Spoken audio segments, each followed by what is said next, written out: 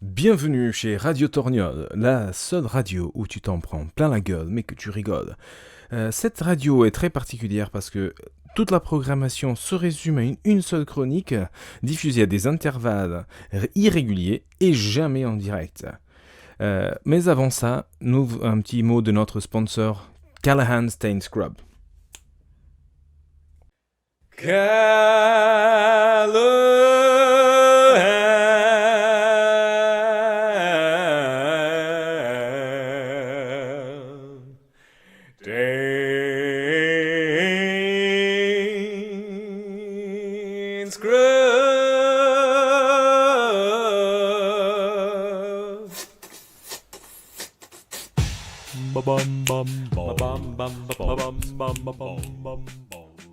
Cette chronique s'appelle Cynique sur les bords et aujourd'hui, pour nous parler de la naïveté, nous avons Scott Fins. Putain, ce mec, il est vraiment un génie. C'est un génie de la radio. Il a vu qu'on se ressemble un petit peu quand même, mais je pense que les gens n'ont vu que du feu. Et oui, la naïveté m'emmerde au plus haut point, mais bon. Attends, il y a un truc là. Il y a un bruit de merde. C'est chiant. Bon, si jamais. On la fera une autre fois, c'est pas grave. Et oui, la naïveté m'emmerde au plus haut point. Mais bon, d'abord, il faut définir le concept. Je ne parle pas des enfants qui croient au Père Noël et que les adultes traitent comme des imbéciles. Le Père Noël aime les riches, point. Si tu es pauvre, il s'en bat les rênes. Je parle d'une sorte de naïveté sociale à sens unique, celle qui nous fait reprocher aux autres les mêmes fautes que nous avons tous, comme si tout d'un coup, le pays devenait une association de vierges offensées. Petit exemple avec 3 possibilités. Tu gardes ta bagnole sur une place payante, t'es parti de chez toi à la bourre, t'as oublié de quoi payer. Bon, je comprends qu'on soit excité à l'idée d'une colonoscopie et un oubli est vite arrivé. Tu reviens de la clinique, satisfait de faire le plus long P de l'histoire de l'humanité, mais t'as quand même une petite crainte d'arriver à ta voiture et d'y trouver une amende. Là, ça te ferait vraiment mal au portefeuille. Scénario 1. Oh, ouf, pas de prune. Qu'est-ce que tu fais ? Est-ce que tu vas être un bon citoyen et payer ton stationnement ? Question stupide, je sais. Moi j'ai ma petite idée. Non seulement je ne paye pas, mais je me sens comme si j'étais une sorte d'agent secret qui rit dans le visage du danger. Vous ne m'aurez jamais. Je suis trop fort pour vous, bande de misérables couillons. Scénario 2. Tu arrives toujours aussi content de ton P à rallonge, mais là, bim, 35 balles dans la gueule. Tout de suite, ça te change les idées. Mais c'est quoi ça? C'est dégueulasse de se faire du fric sur le dos des gens. Moi je me travaille pour gagner mon SMIC de merde, et ces cons viennent me voler mon argent dans ma poche. Mais pour qu'ils se prennent, on dirait mon ex. Mais au moins avec mon ex, j'ai pu quand même faire l'amour quelques fois par an. Scénario 2B. T'as une amende, mais il y a un vice de forme. Qu'est-ce que tu fais? Moi j'ai ma petite idée. Je sais que je suis coupable, mais je conteste. Et là, je me sens comme le Dupont-Moretti du stationnement. Vous me faites rire avec votre incompétence juridique. Si seulement j'avais l'audace de Jean-Marie Bigard, je vous expliquerais bien ce que c'est qu'une bonne déchirure. Scénario 3. Le stationnement est gratuit, mais il n'y a pas de place.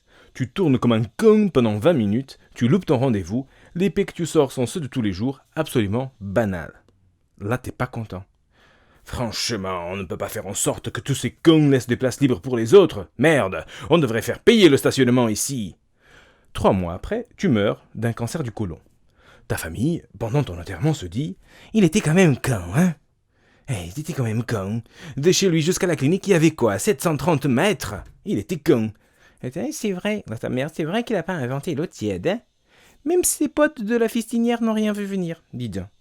Voilà, tout ça pour dire quoi? Dès qu'on peut tricher un peu, dès qu'on peut gruger un peu, on le fait direct. Et nous n'avons aucune confiance dans la race humaine.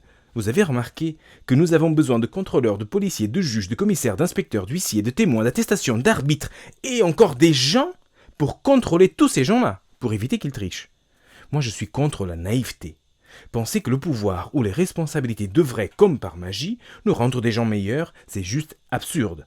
C'est normal que ceux qui peuvent se foutre plein les poches le fassent. C'est normal que s'ils se font griller, ils aillent en tôle. C'est normal qu'ils se payent les meilleurs avocats avec les sous qu'ils ont amassés. C'est normal qu'ils nient tout jusqu'à ce que ce ne soit plus possible.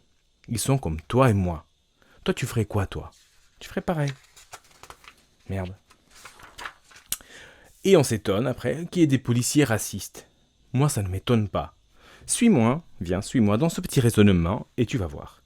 Après la Deuxième Guerre mondiale, il faut reconstruire le pays. On fait appel aux Portugais pour fournir la main-d'œuvre pour tout ça.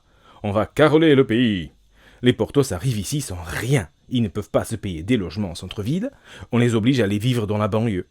On va caroler la banlieue. Au moins, on peut prononcer banlieue sans qu'on se moque de nous. Merci, parce que moi je suis portugais, c'est pour ça. On les met dans la HLM, dans la promiscuité, on évite de les voir, à part si c'est pour venir laver nos escaliers ou ramasser la merde de notre chien. Ils sont dociles, ils y vont, ils ferment leur gueule, pendant un certain temps. La promiscuité et la misère, ça donne quoi? Toi, tu t'attends à quoi, toi? Quel respect veux-tu obtenir des gens qui fouillent les poubelles pour manger? Pourquoi ils protégeraient ton petit mode de vie bourgeois? Pourquoi? Quel devoir ont-ils envers toi? Bon, pardon, tu envoies le même CV pour un poste de travail. Le même, genre les frères Bogdanov du CV. Il y a des trucs un petit peu exagérés, mais bon, la grande différence réside dans le nom. Un s'appelle De Gaulle et l'autre s'appelle Dos Santos. Tu peux être sûr que c'est Dos Santos qui va galérer, c'est pas De Gaulle, c'est Dos Santos. Donc on met tous ces gens dans des petits lieux, et puisque nous avons le monopole de la violence, on demande aux policiers de s'en occuper. Voilà. Et après tu m'étonnes que certains flics soient racistes, on les envoie de ces quartiers. Les mecs sont là en train de dealer du joint, avec ou sans le croisillon, ça dépend. Ils se battent pour leurs carreaux. Quand ils s'entretuent, on appelle ça un ragréage de compte. Et ils parlent exclusivement le franc-tugais. Donc personne ne comprend rien. Ne soyons pas naïfs. Les contrôles aux faciès, c'est le truc le plus normal au monde. Moi aussi, quand je vois un mec petit, trapu, sans couleur comme ça, poilu du bras, avec une moustache et des genouillères, j'ai peur. Je me dis, ça y est, je vais me faire plaquer au sol. Mais bon, je peux être induit en erreur. Je me dis que c'est louche. C'est louche portugais. Et surtout, naïveté au caralho, pas.